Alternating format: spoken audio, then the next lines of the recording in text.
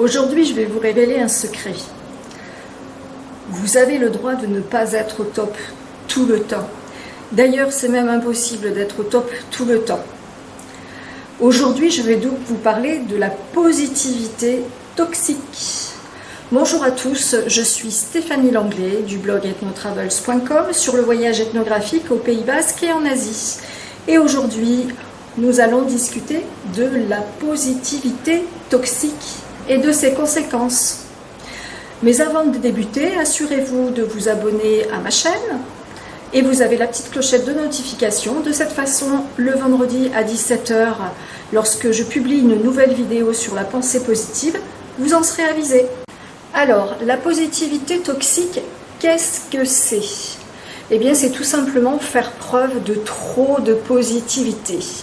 Alors, comment fait-on preuve de trop de positivité ? C'est par exemple en se disant de toute façon, je suis au top tout le temps, je n'ai pas le droit d'avoir de moments de faiblesse et je suis au top tout le temps. Et on se ment à soi-même parce que ce n'est pas possible d'être au top tout le temps. Ça peut être aussi jouer la politique de l'autruche.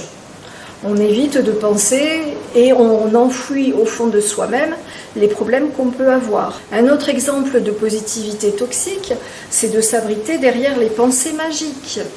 Il y a la pandémie de coronavirus, il y a forcément une explication, ça va s'arranger, le monde va changer et on ne fait rien pour que ça change.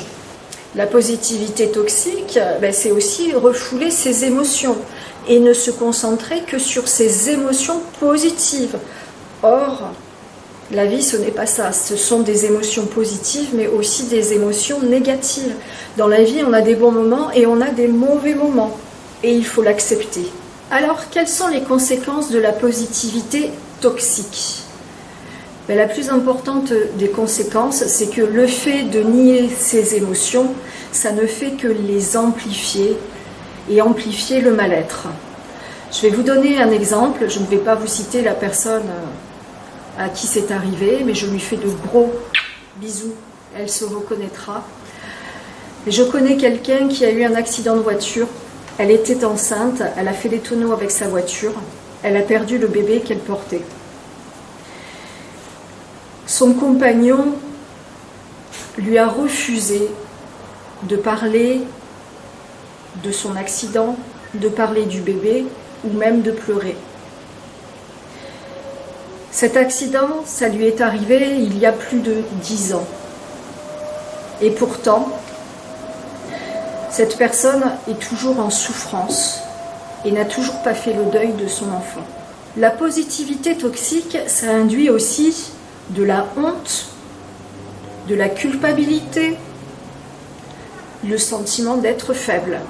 Il est donc très important de savoir faire la différence entre la positivité, la pensée positive, et ça c'est très important, la pensée positive, et le fait d'être trop positif, ou ce qu'on pourrait appeler donc la positivité toxique. On sait tous très bien que la vie n'est pas un long fleuve tranquille et que nous avons tous des hauts et des bas. Alors effectivement, certains événements de la vie sont facilement relativisables, mais d'autres le sont beaucoup moins. Et dans ce genre de situation, le mieux et le plus facile, c'est de réussir à trouver quelque chose qui vous permette justement à la fois d'accepter cette émotion, de prendre le temps de la faire sienne, et ce qui vous permettra de pouvoir la digérer et d'aller de l'avant.